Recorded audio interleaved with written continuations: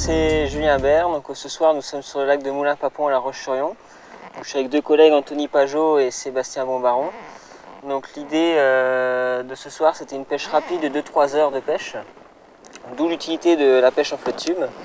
Ça permet d'être prêt très rapidement. On a juste à gonfler le flotte tube, c'est fait en quelques minutes. Ça loge très facilement dans un coffre, ce qui évite toute mise à l'eau d'un bateau et autres. Et on peut en mettre à l'eau où on veut et quand on veut. D'où l'intérêt ce soir de cette pêche en flotte tube. Est-ce que tu as les arbres ici, Julien? De Est-ce que tu as les arbres ici?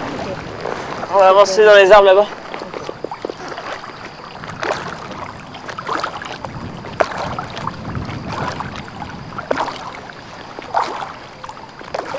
Donc l'idée c'est qu'on a mis en l'eau en queue de lac. Nous sommes encore un peu tôt dans le début de saison, donc les eaux sont un peu plus chaudes sur les zones les moins profondes. Où on suppose qu'il y a encore pas mal de poissons blancs qui sont en train de finir ou terminer la fraie. Donc en toute logique les carnassiers aussi derrière. Donc l'avantage c'est qu'avec le flotte tube on n'a pas besoin d'aller sur les mises à l'eau, on met à l'eau vraiment sur la baie qu'on souhaite mettre le plus proche possible du véhicule. Et on est tout de suite accessible sur l'eau pour pêcher aussi bien les bordures qu'en plein milieu du lac si on a un sondeur pour pouvoir pêcher les échos qu'on peut trouver. Donc pourquoi la queue de lac? Parce qu'on a une bordure de rivière avec des cailloux, des rochers, un peu de profondeur. Et une berge opposée en pente douce avec beaucoup d'herbiers. Donc on peut aussi bien trouver du brochet derrière les poissons blancs que des silures ou du sandre en chasse qui sont également présents sur le lac. On a également des arbres noyers, des ponts également qui surplombent le lac, le pont des Boches.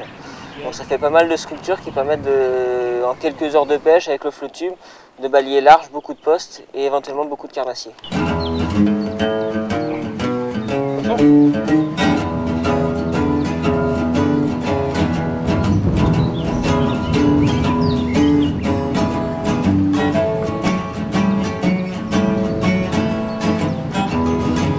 Dans ton dos.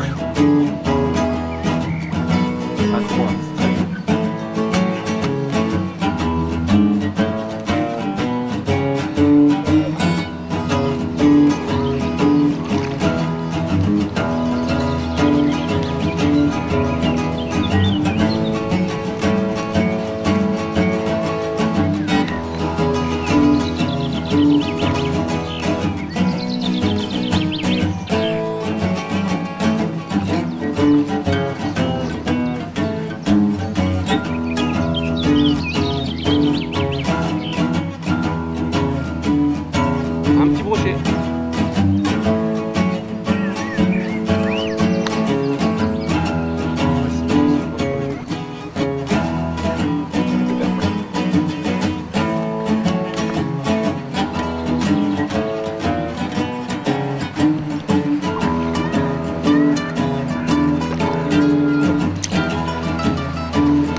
Parfait.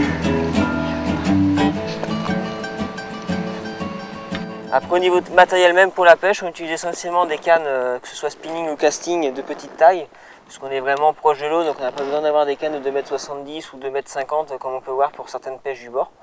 Donc on est vraiment sur des petites cannes, des moulinets, des ensembles classiques.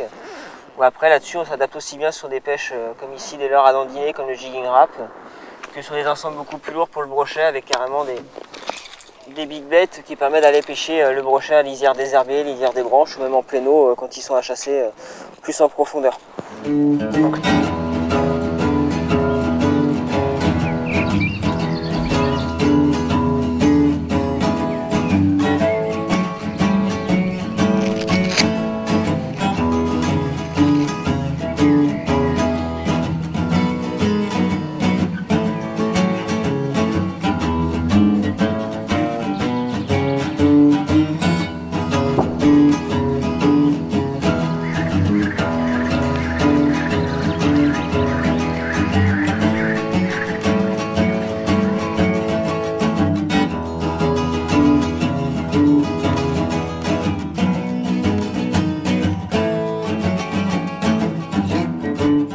Là j'ai l'ami Sébastien qui a touché un silure, donc on va aller le rejoindre. Apparemment ça a l'air d'être très correct, il est arrêté déjà depuis quelques minutes. Donc on va se dépêcher à le rejoindre et puis on va essayer de l'aider à sortir ce poisson. C'est du gros claquement. Ouais. C'est des silures. C'est silure ou roc? Non, je crois pas. Je vais t'aider à le prendre. On reprenne vers lui, avance vers lui d'abord. Parce que plus tu auras de fil de sortie, plus tu vas être emmerdé. Donc tu mets ta canne en arrière comme ça et mouline. Mouline, mouline, mouline, mouline, mouline. Allez, vas-y, va dessus. Faut taille dessus. Bon, ben, faute d'assilure, une carte par la queue. Moi, je vais mettre face à toi. Essayer d'avoir des bras aussi.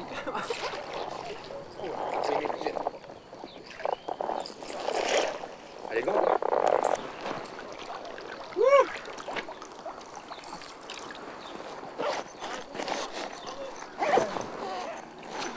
On va enlever le plus long. Garde des quand même. L'ami Sébastien faisait du lipless sans bordure et s'est pris une très grosse cartouche qui était filmée en pain à carnassier, mais une carpe qui est passée entre lui et le leurre. Poisson de 7-8 kg. Toujours un convoi sympa avec une petite canne, quoi. Ça t'en est un beau silure.